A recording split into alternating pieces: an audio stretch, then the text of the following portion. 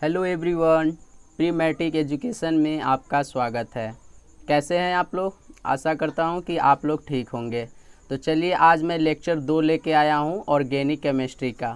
ठीक है, organic chemistry जो क्लास 11th और 12th के लिए बोर्ड एग्ज़ाम के लिए बहुत ज़रूरी है, क्योंकि मैं आपको डिफिनीशन बताऊँगा, हर एक चीज़ के लिए थ्योरी बताऊँगा और कंसेप्ट बताऊँगा कि हाँ कैसे क्वेश्चन को अटैम्प्ट करते हैं। साथ में इससे ऑब्जेक्टिव क्वेश्चन भी आप बना सकते हैं। तो सबसे पहले मैं थोड़ा इंट्रोडक्शन बताऊंगा, उसके बाद क्या बताऊंगा, सम बेसिक कंसेप्ट बताऊंगा।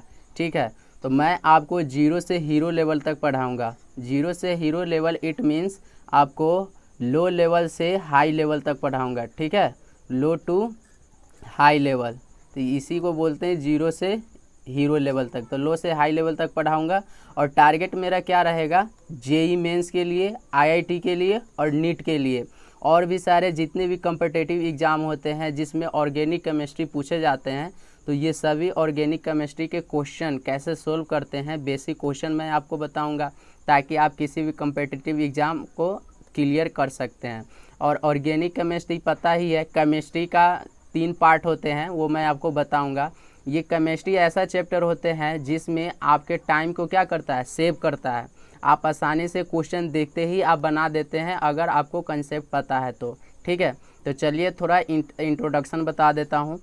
ये वीडियो आपको अगर अच्छा लगे तो लाइक करें, सब्सक्राइब करें और बेल आइकन को दबाएं, ताकि कोई भी वीडियो मैं बनाऊँ तो सबसे पहले आप तक पहुँचे। ठीक है, और शेयर भी करें लोगों को, और ज़्यादा से ज़्यादा शेयर करेंगे तो उन लोगों को भी फ़ायदा पहुँचेगा और मुझे मोटिवेट मिलेगा कि हाँ मुझे और अच्छे से अच्छे वीडियो बनाऊँ। मैं पहले ही एक लेक्चर बना चुका हूँ, तो वो लेक्चर में आप लोगों को अच्छे से नोट्स आप प्रिपेयर नहीं कर पाए होंगे। क्यों? क्योंकि मैं वहाँ पर खुद से राइटिंग किया हूँ, खुद से लिखा हूँ, तो आपको अच्छे से नहीं दिख पाया होगा। तो यहाँ पर नोट्स बनाने के लिए मैं ऑलरेडी यहाँ पे पीपीटी बनाकर और आपको समझा रहा हूँ। ठीक है, तो चलिए स्टार्ट करते हैं। अब देखिए, ये आपका रहा केमिस्ट्री। केमिस्ट्री के कितने पार्ट होते हैं आपको पता ही है। ये केमिस्ट्री रहा, तो केमिस्ट्री के 3 पार्ट होते हैं। एक हमारा क्या होता है, ऑर्गेनिक केमिस्ट्री, एक हमारा क्या होता है, फिजिकल केमिस्ट्री, और एक तीसरा हमारा क्या होता है, इनऑर्गेनिक केमिस्ट्री। ये तीनों चैप्टर ऐसे हैं केमिस्ट्री के कि आपको टाइम को क्या करता है, सेव करता है। ठीक है, आप किसी भी बोर्ड की एग्ज़ाम ले लीजिए या किसी कम्पिटिटिव एग्ज़ाम की बात करें, तो उसमें क्या होता है, हमारे टाइम को सेव करता है। उसमें भी इस केमिस्ट्री में जो 3 चैप्टर होते हैं ना, जिसमें से हमारा ऑर्गेनिक केमिस्ट्री जो होता है ना, ये कुछ ज़्यादा ही टाइम सेव करते हैं। क्योंकि अगर आपको कंसेप्ट पता है तो आप आसानी से क्वेश्चन देखते ही आप उसको क्या कर सकते हैं, अटेम्प्ट कर सकते हैं, उसका आंसर आसानी से पता कर सकते हैं। उसके बाद क्या होता है, हमारा इनऑर्गेनिक केमिस्ट्री। इनऑर्गेनिक केमिस्ट्री भी हमारे टाइम को क्या करता है, सेव करता है। इससे क्वेश्चन को देखते ही हम आसानी से सोल्व कर लेते हैं। ऐसे ही देखते ही हमको पता चल जाता है। क्यों? क्योंकि हमको बेसिक पता रहता है। तो मैं आप लोगों को ऑर्गेनिक केमिस्ट्री पढ़ाऊंगा। और ऑर्गेनिक केमिस्ट्री में आपको पता ही है, कार्बन का बहुत ज़्यादा इम्पोर्टेंट रोल होता है। ठीक है, ऑर्गेनिक केमिस्ट्री में कार्बन का बहुत ज़्यादा इम्पोर्टेंट रोल होता है। रोल की बात करूं तो सबसे पहले आपको कार्बन के बारे में बताऊंगा। ऑर्गेनिक केमिस्ट्री जब स्टार्ट कर रहा हूं तो सबसे पहले कार्बन के बारे में बताऊंगा कि कार्बन होते क्या है। आप किसी भी एलिमेंट का डिफिनीशन कैसे बता सकते हैं, आप कार्बन का फीचर क्या होता है, ये सब मैं अभी बताऊंगा। ठीक है, तो चलिए ऑर्गेनिक केमिस्ट्री स्टार्ट करते हैं। ये रहा ऑर्गेनिक केमिस्ट्री में सबसे पहले कार्बन होते क्या है। ठीक है, तो carbon is a chemical element with symbol C and atomic number is 6। It is non metal. क्या है, कार्बन मेरा नॉन मेटल एलिमेंट है। और ये क्या है, tetravalent, making the 4 electrons available to form covalent chemical bond and it belong to group 14 of periodic table.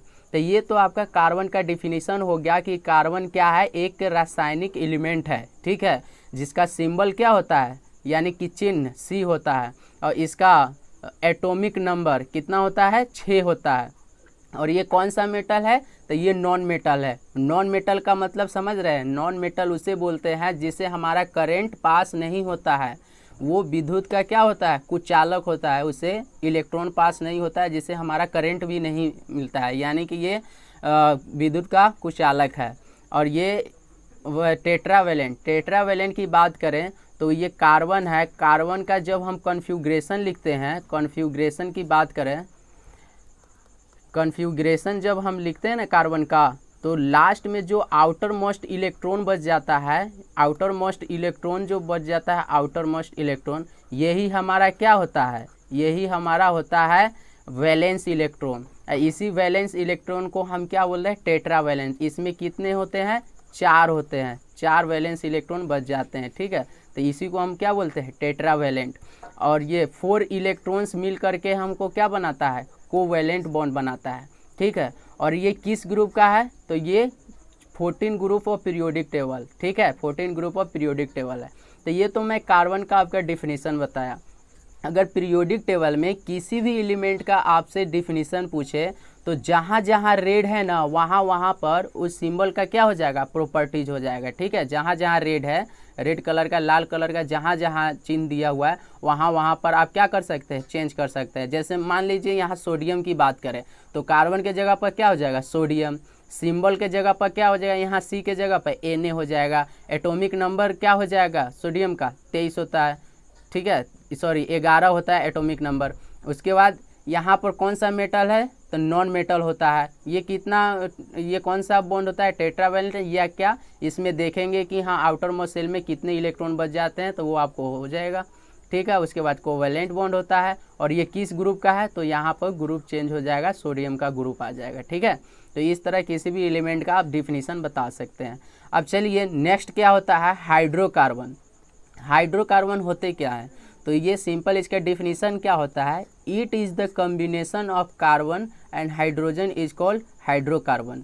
ये क्या होता है, कॉम्बिनेशन ऑफ कार्बन और हाइड्रोजन का होता है। तो सिंपल में इसे क्या लिख सकते हैं, carbon plus hydrogen is equal to hydrocarbon.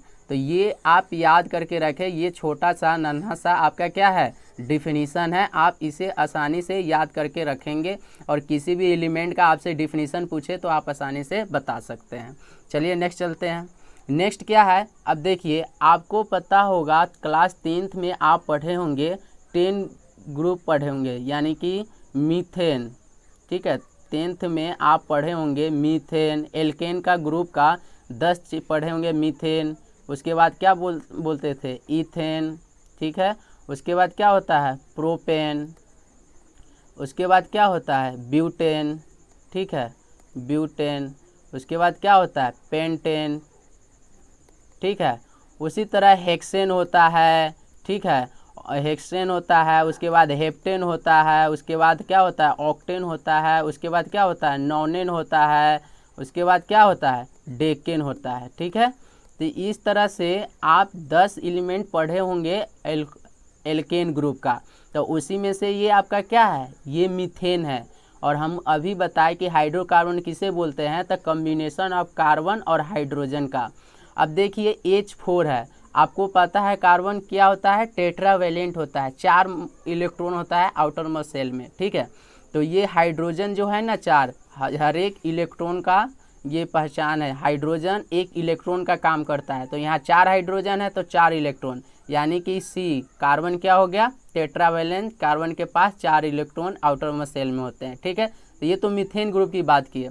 अब देखिए हम ये क्यों बना है, ये अभी थोड़ी देर में पता चल जाएगा, ठीक है। तो पहले मैं आपको बता देता हूँ कि देखिए अगर मीथेन से मैंने एक हाइड्रोजन निकाला, ठीक है, मीथेन से मैंने एक हाइड्रोजन निकाला और एक क्या इसमें ऐड कर दे रहा हूँ, जोड़ क्या दे रहा हूँ, अल्कोहल। तब बन के क्या आया मेरा कंपाउंड, CH3OH। इसको क्या बोलते हैं, ये आपका मिथाइल अल्कोहल है, ठीक है, मिथाइल अल्कोहल, ये मिथाइल अल्कोहल है। उसी तरह फिर से इसमें से अलग से एक हाइड्रोजन जब निकालूंगा तो इसमें क्या जोड़ दिया, एमीन जोड़ दिया, तो आपको क्या हो गया, ये मिथाइल एमीन हो गया। उसी तरह इसमें से हाइड्रोजन हटा करके मैंने साइनाइड जोड़ दिया, तो ये क्या है, मिथाइल साइनाइड। उसी तरह इसमें से हाइड्रोजन निकाला तो ये क्या जोड़ दिया, कार्बोक्सिलिक एसिड जोड़ दिया, तो ये हमारा क्या हो जाएगा, मिथेनोइक हो जाएगा, या फॉर्मिक एसिड इसको बोलते हैं, ठीक है, मिथेनोइक या फॉर्मिक एसिड। इन सभी को ही बोलते हैं हाइड्रोकार्बन्स ऑफ डेरिवेटिव। इन सब को क्या बोलते हैं, हाइड्रोकार्बन्स ऑफ डेरिवेटिव। अब आपके दिमाग में आया होगा कि ये क्यों बता रहे हैं, इसलिए बता रहे हैं कि आपसे कोई पूछे कि what is organic chemistry, what is organic compound, तो आप कैसे उसका आंसर दे सकेंगे, आप बोर्ड एग्जाम में इसका डिफिनीशन कैसे लिखेंगे। तो चलिए वो मैं बताता हूँ। अब देखिए, आपसे कोई पूछे व्हाट इज ऑर्गेनिक कंपाउंड, तो ऑर्गेनिक कंपाउंड क्या होता है, hydrocarbons and their derivative is called organic compound. Hydrocarbons and their derivative is called organic compound. अभी मैंने आपको बताया क्या, यही तो है हाइड्रोकार्बन्स, जो एक हाइड्रोजन निकाल के और मैंने अल्कोहल ऐड कर रहा था तो मिथाइल अल्कोहल बना, यही तो है हमारा हाइड्रोकार्बन्स और इसके डेरिवेटिव्स, यही है। ठीक है, तो इसी को हम बोलते हैं ऑर्गेनिक कंपाउंड। आपसे कोई पूछे ऑर्गेनिक केमिस्ट्री क्या होता है, तो the study of hydrocarbons and their derivative is called organic chemistry. तो ये आप डिफिनीशन याद करके रख सकते हैं। तो ऑर्गेनिक केमिस्ट्री सिंपल क्या है, द स्टडी ऑफ हाइड्रोकार्बन, किसी भी हाइड्रोकार्बन की डेरिवेटिव को जब हम स्टडी करते हैं तो उसी को हम क्या बोलते हैं, ऑर्गेनिक केमिस्ट्री बोलते हैं। चलिए नेक्स्ट।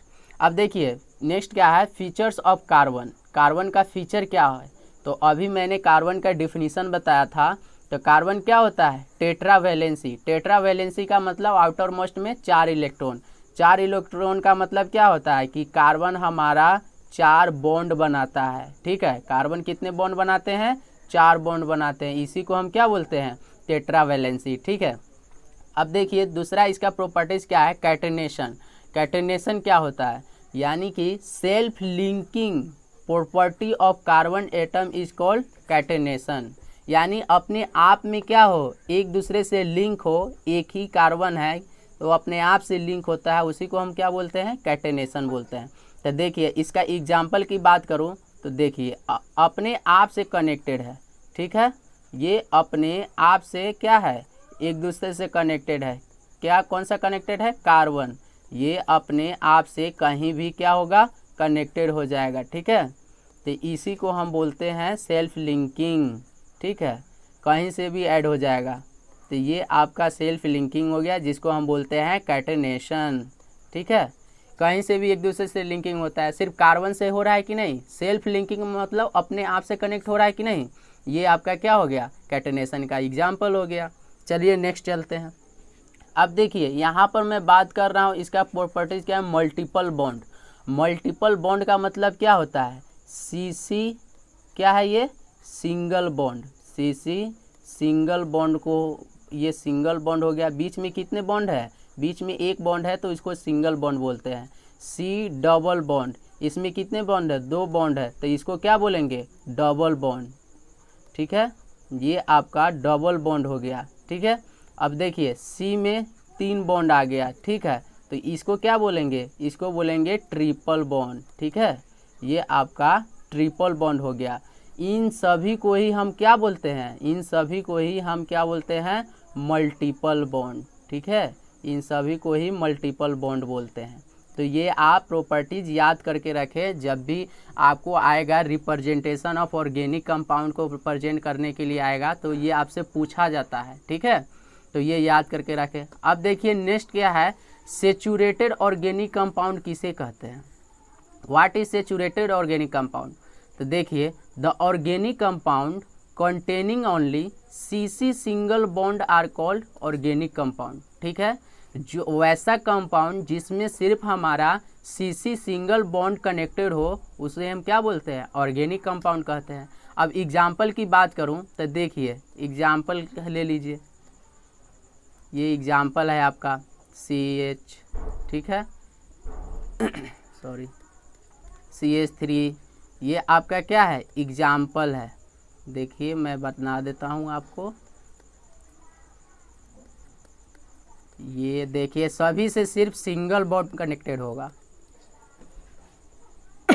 सॉरी, देखिए इन सभी से क्या है, हमारा सिंगल बॉन्ड कनेक्टेड है कि नहीं, बिल्कुल, इन्हीं को हम क्या बोलते हैं, सेचुरेटेड ऑर्गेनिक कंपाउंड। आप कोई भी ले लीजिए, एक ये एग्जाम्पल हो गया, सिर्फ और सिर्फ हमारा क्या कनेक्टेड होना चाहिए, सिंगल बॉन्ड ही कनेक्टेड होना चाहिए, सिर्फ और सिर्फ सिंगल बॉन्ड से ही कनेक्टेड हो, वैसे कंपाउंड को हम क्या बोलते हैं, सेचुरेटेड ऑर्गेनिक कंपाउंड। ठीक है, ये हमारा क्या है, सेचुरेटेड ऑर्गेनिक कंपाउंड है। ठीक है, अब देखिए यहाँ पर ये यहाँ पे 2 हो जाएगा, तभी तो हमारा कार्बन क्या होता है 4 बॉन्ड बनाते हैं, तो 2 हो गया, 1 2 3 4, ठीक है।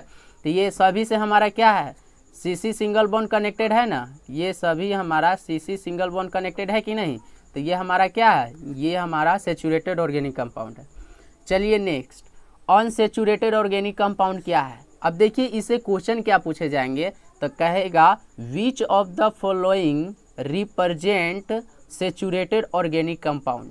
तो आपका आंसर क्या रहेगा, तो सिर्फ देखेंगे आप क्या कि किस में सिर्फ सिंगल बॉन्ड है, वही तो सैचुरेटेड ऑर्गेनिक कंपाउंड है, वही आपका आंसर हो जाएगा। चलिए नेक्स्ट क्या है, अनसैचुरेटेड ऑर्गेनिक कंपाउंड। सैचुरेटेड का जस्ट उल्टा, उल्टा का कहने का मतलब क्या है कि कोई भी ऑर्गेनिक कंपाउंड जिसका मोलिक्यूल्स क्या होगा मल्टीपल बॉन्ड से कनेक्टेड होगा, यानी कि जिसमें डबल बॉन्ड है और ट्रिपल बॉन्ड भी है, किसके किसके बीच, कार्बन एटम के बीच, उसे अनसैचुरेटेड ऑर्गेनिक कंपाउंड बोलते हैं, ठीक है। इसका डेफिनेशन इंग्लिश में क्या हो जाएगा, the organic compound whose molecules contain multiple bond that is double and triple bonds between carbon atoms are called unsaturated organic compound. इसकी एग्जाम्पल की बात करूं तो देखिए इसका एग्जाम्पल मैं आपको बता देता हूं। देखिए ये आपका एग्जाम्पल मैं आपको बता देता हूं, ये रहा एग्जाम्पल।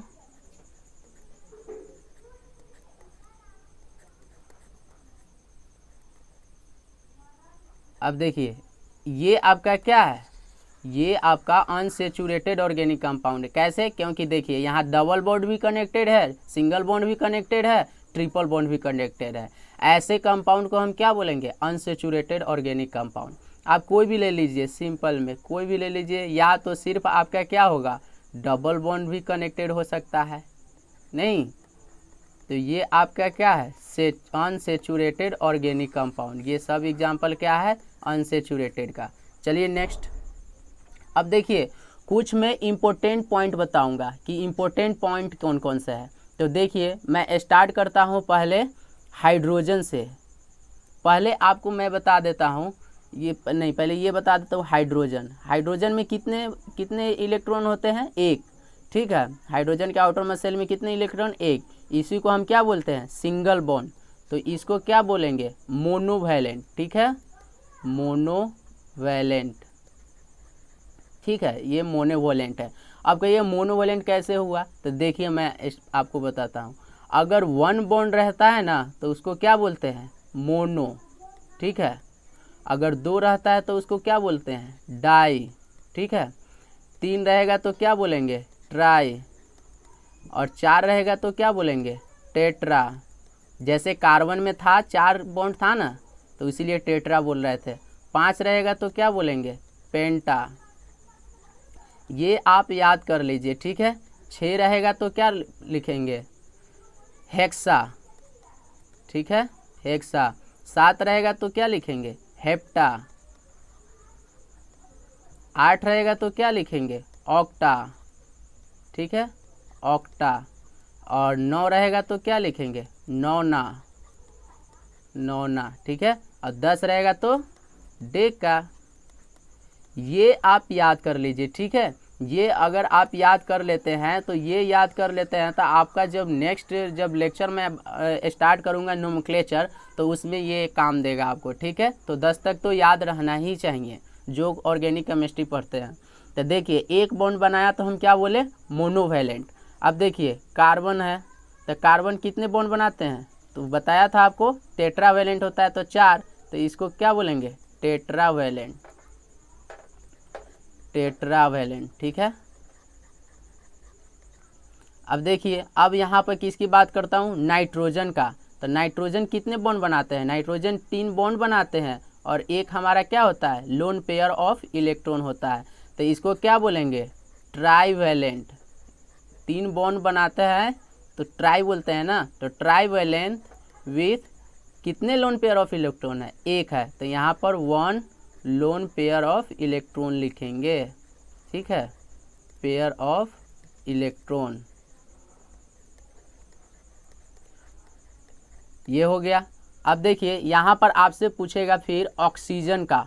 ऑक्सीजन क्या होता है, ऑक्सीजन डाइवैलेंट होता है और 2 लोन पेयर ऑफ इलेक्ट्रॉन होता है। ठीक है, तो ये प्रॉपर्टीज याद करके रखिए। ये क्या होता है, डाइवैलेंट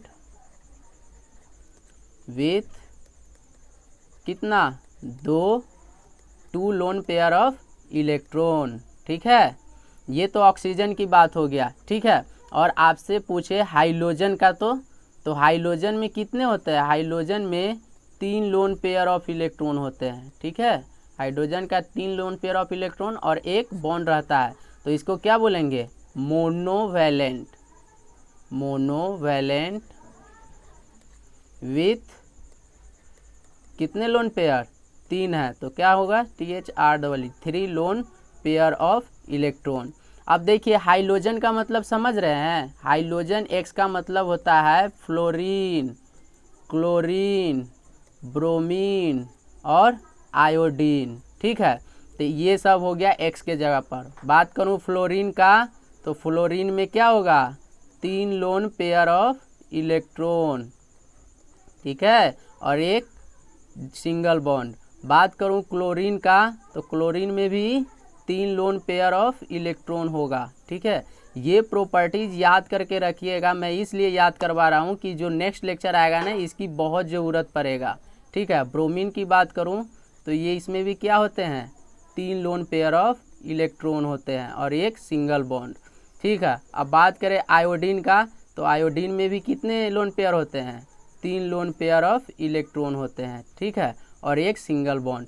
तो ये सारे प्रॉपर्टी जो इम्पोर्टेंट पॉइंट है ना, इसे आप ध्यान से अच्छे से याद कर लीजिए, क्योंकि जब रिप्रेजेंटेशन ऑफ ऑर्गेनिक कंपाउंड होगा प्रेजेंट करने के लिए, तो वहाँ पर इन सभी का क्या होगा, बहुत उपयोग होगा, बहुत ज़रूरत पड़ेगा। तो उस वक्त क्या फिर से आप क्या करेंगे, या नोट्स बना लीजिए या स्क्रीनशॉट ले लीजिए। ठीक है, स्क्रीनशॉट ले लीजिएगा, बहुत अच्छा रहेगा। इससे आप क्वेश्चन को ये नोट्स बना लीजिए ताकि आप आसानी से क्वेश्चन अटेम्प्ट कर सकते हैं। अब देखिए इसी में क्वेश्चन आपसे पूछ सकता है कि which of the following represent nitrogen properties. तो क्या देगा ऑप्शन में, trivalent with 1 lone pair of electron, हो सकता है बी में दे trivalent with 2 lone pair of electron, कभी दे देगा डाइवेलेंट होता है। तो पता रहेगा तब ना कि trivalent with 1 lone pair of electron होता है, तभी तो आंसर लगा सकते हैं। तो ये इंपॉर्टेंट पॉइंट याद रखें। चलिए नेक्स्ट, अब देखिए अभी मैं बात किया था ना रिप्रेजेंटेशन ऑफ ऑर्गेनिक कंपाउंड। ठीक है, ये बहुत इंपॉर्टेंट है। ठीक है, ये कितने तरह से प्रेजेंट हम करते हैं, स्ट्रक्चरल फार्मूला से, बॉन्ड लाइन फार्मूला से और कंडेंस फार्मूला से। तो ये सब कैसे कैसे क्वेश्चन हम अटेम्प्ट करेंगे, तो आपको स्ट्रक्चर फार्मूला से आपको क्या बनाना पड़ेगा, bond line formula, condense formula. फिर बॉन्ड लाइन से आपसे क्या पूछ देगा, structure formula, condense formula. Condense formula से पूछ सकता है bond line formula, structure formula. तो ये कैसे सोल्व करते हैं ये सब मैं बताऊंगा। उससे पहले मैं जो भी आपको अभी बताया हूँ उसे नोट्स में आप अच्छे से नोट्स बना लीजिए, स्क्रीनशॉट ले लीजिए और उसे याद कर लीजिए। क्योंकि अगर आप थोड़ा थोड़ा पढ़ते हैं ना, याद करते हैं ना, तो आसानी से आपके दिमाग में सारी चीज़ें रिमेंबर रहता है। ठीक है, याद रहता है, ये याद रहता है और आसानी से आप क्वेश्चन को सोल्व कर सकते हैं। लेकिन जैसे जैसे लेक्चर आएगा आप कहेंगे कि नहीं दूसरे लेक्चर में बना देंगे, फिर मन करेगा तीसरे लेक्चर में बना लेंगे। ऐसे ना आपके ऊपर बहुत ज़्यादा बर्डन पड़ जाएगा, एक बोझ की तरह हो जाएगा। जो भी आप याद करने के लिए इच्छुक होंगे ना, आप देखते ही याद नहीं कर पाएंगे, अरे इतना ज़्यादा है, तो आप याद नहीं कर पाएंगे। इसलिए थोड़ा थोड़ा पढ़िए और अच्छे से याद कीजिए और अपने दिमाग में एकत्रित कीजिए। ठीक है, तो यहाँ मैं वीडियो को एंड करता हूँ। एंड करने से पहले मैं आपको एक बार फिर से रिक्वेस्ट करूँगा कि इस वीडियो को लाइक करें। ठीक है, सब्सक्राइब करें, शेयर करें। ठीक है, शेयर करें ताकि अधिक से अधिक लोगों के पास पहुँचे, अधिक से अधिक लोगों को जानकारी हो सके। क्योंकि आपको पता ही है इस लॉकडाउन में क्या नहीं ट्यूशन चल रहा है, ना कोचिंग चल रहा है, ना इंस्टीट्यूट चल रहा है, ना आपका स्कूल चल रहा है, ये ना कॉलेज चल रहा है। इन सारी चीज़ें क्या है, बंद है अभी। तो आप आसानी से डिजिटली पढ़ाई कर सकते हैं। तो आप मेरा यूट्यूब चैनल सब्सक्राइब करें। मेरा यूट्यूब चैनल का नाम क्या है, प्री मैट्रिक एजुकेशन, यही मेरा यूट्यूब चैनल है। ठीक है, ये प्री मैट्रिक एजुकेशन आप सर्च करेंगे तो ये आएगा। तो मैं जो भी वीडियो डालूंगा ना तो आपके पास पहुंचेगा। उससे पहले आप बेल आइकन को क्लिक करें, ठीक है। बेल आइकन को क्लिक करते हैं तो कोई भी वीडियो मैं डालता हूं तो आप तक आसानी से पहुंच जाता है। तो यहीं पर मैं वीडियो एंड करता हूं। Thank you. और अपने आप को सेव करें, घर में रहे और अच्छे से पढ़ाई करें। थैंक यू, धन्यवाद एंड टेक केयर।